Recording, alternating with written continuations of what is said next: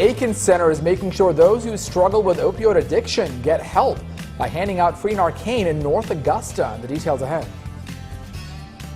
And the Municipal Association of South Carolina has filed a lawsuit against Attorney General Alan Wilson concerning where money from the SRS settlement should go. Your News at 4 starts right now. Live from Television Park, this is WJBF News Channel 6 at 4.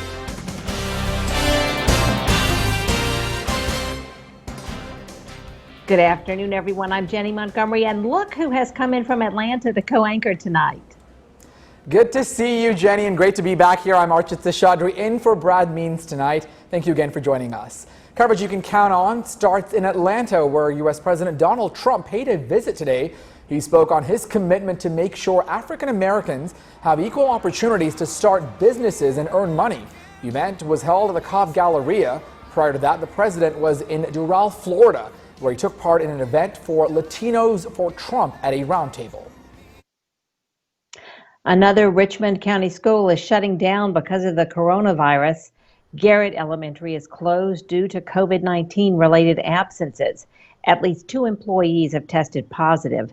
An additional 20 students and staff members are self-isolating. A school board member tells us she's not surprised the school is closing, but she says everyone is working hard and they have the students in their best interest. We're doing the best we can. Our teachers are afraid. Our teachers are still doing the best they can and still coming in there like real troopers. Garrett Elementary will be closed until October 13th. Students in Georgia's public high schools would face no consequences for failing statewide standardized tests for at least a year under a proposal by the state school superintendent. Richard Woods wants the State Board of Education to zero out how much exams in several major subjects and how that would count in a student's grades. Woods is also encouraging districts to ignore test scores in deciding if a student repeats a grade. And some good news for those of you who still have not finished out the 2020 census. A federal judge has now stopped the census from finishing up at the end of this month and has ordered the head count of the first ever extension until the end of October. So you get another month until October the 31st. Recently, Georgia Governor Brian Kemp and Augusta Mayor Hardy Davis have been pushing for everyone to still make sure they get counted. About 1 million Georgians still yet to complete their census. The effort to put together the next phase of SPLOST is coming under fire. Commissioners met Tuesday to work on finalizing the project list to put before voters next March. Some are not happy with the progress being made so far.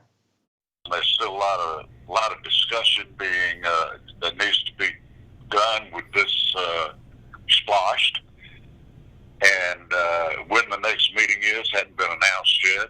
But I'll be truthful with you, I'm not liking the direction this one is going in.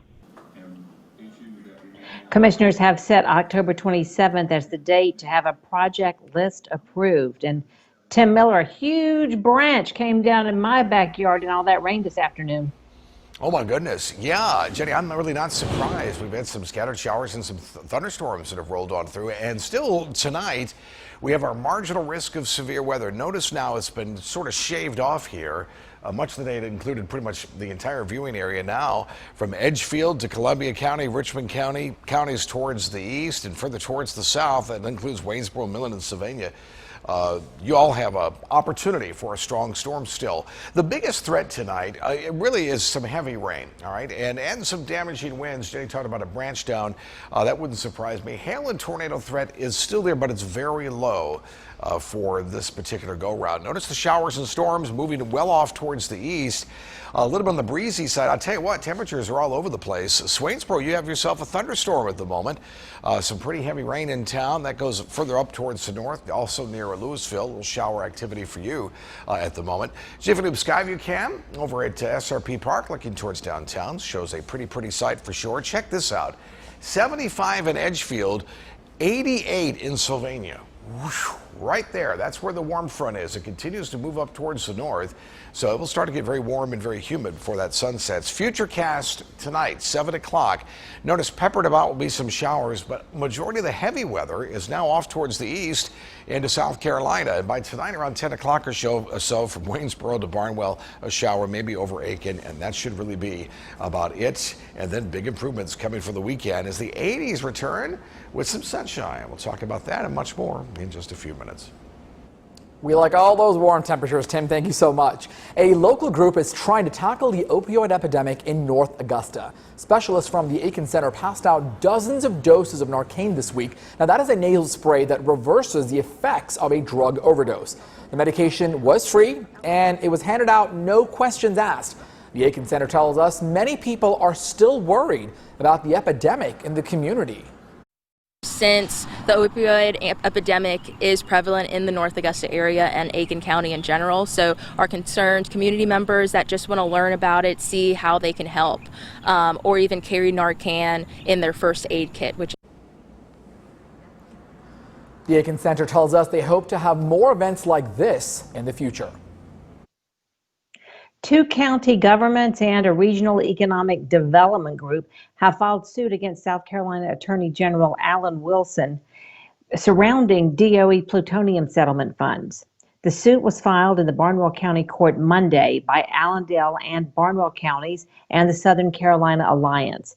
It asked for the AG to stop the distribution of funds paid by the DOE in connection with its failure to build the MOX facility and remove plutonium stored at SRS from the state. Not only for those funds and possibly future funds, but also removing that plutonium from the state of South Carolina. So the question of what to do with that money is one that needs to be answered. Of course, there needs to be a focus on this area because this is where the action has been. Coming up tonight at 6, we'll have more on the lawsuit. You can find the documents at WJBF.com. A federal judge has ruled to reinstate the witness signature for absentee ballots for the November election in South Carolina. This comes after the State Election Commission Board, House, and Senate all filed a joint appeal to keep the requirement in place after a federal judge ruled on Monday that it was no longer needed. Lawmakers say a witness signature is required in the Palmetto State to ensure the validity of a voter's ballot. Well, coming up, more and more people are flying again. How one airline is making sure all of its passengers get tested for the virus as News Channel 6 at 4 continues. United is the first airline to launch a rapid COVID-19 testing program for travelers. Stacey Baca explains how they plan to keep passengers safe in the skies. With so many people eager to travel, United Airlines is kicking off a pilot program. It starts October 15th at San Francisco International Airport. Passengers traveling to Hawaii can get a rapid COVID test at the airport 2 to 3 hours before their flight. It's by appointment. We have structured this so that they have confidence about what time that appointment is. That can be booked online beforehand. This is not show up and wait in a line. Hawaii health officials have announced if the rapid test, which is taken before you go through security, comes back negative, you can board the San Francisco to Hawaii flight and wouldn't have to quarantine when you land. Right now, travelers who do not take a test must quarantine 2 weeks. I actually just canceled my trip to Hawaii. I had one scheduled for 2 weeks ago. You can also test yourself. Customers can purchase a self-collection kit 10 days ahead of time.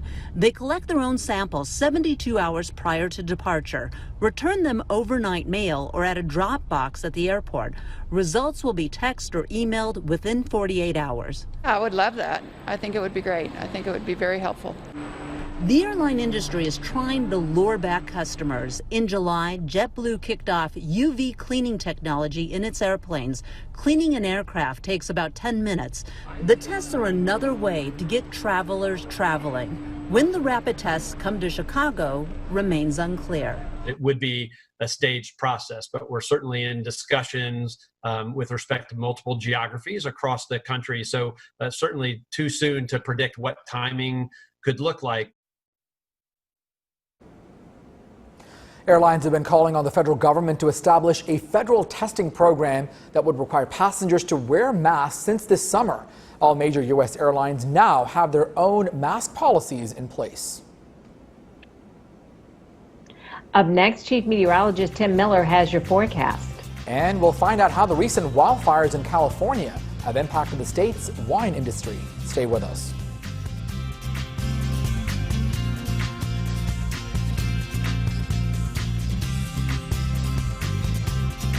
Tim, thank you so much. Smoke from the wildfires in California earlier this month has really impacted the wine industry in Northern California. Wayne Friedman explains.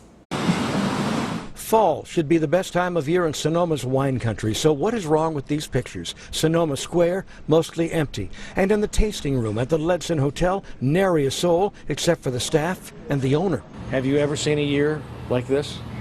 No. Steve Ledson, fifth generation of the family that first planted grapes in this valley, dealing with a fall season he'd rather forget but will need to remember. Even now, he and other growers are dealing with the aftermath of our smoky September. You have to be prepared for the worst. You can't run this type of a business on a year-to-year basis.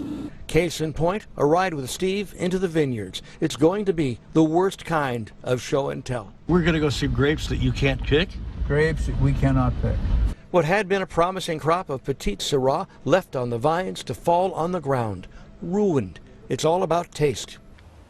I'm picking up on my palate kind of an ashy flavor to it. You can't fix that? No. Everything seems to have conspired against the grapes this year. Hot temperatures, then the smoke, then the timing of that smoke. Mostly red wines are impacted because they ferment in the barrel with the skin on, and the skin has the taste of that smoke. In 2020, there will be no Sonoma Valley Estate Petite Syrah. The whole entire industry is affected by this. In winemaking, that equates to the loss of a family member, a vintage unfulfilled. In an industry where people pride themselves on working with what nature gives them, this is the rarest of occurrences. In here, what do you feel?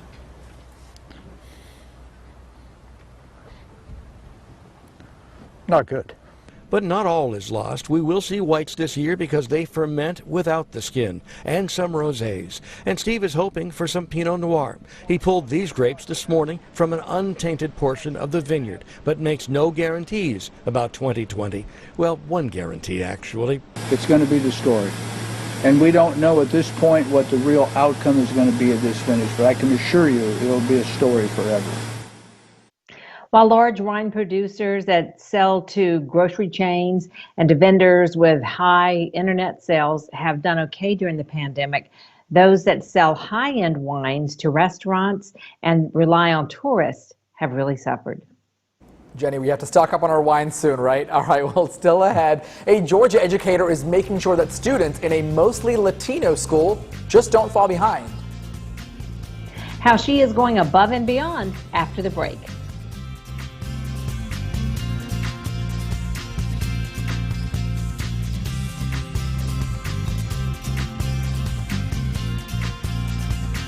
Latina educator is single-handedly making sure students in a mostly Latino Georgia school district don't fall behind during the pandemic.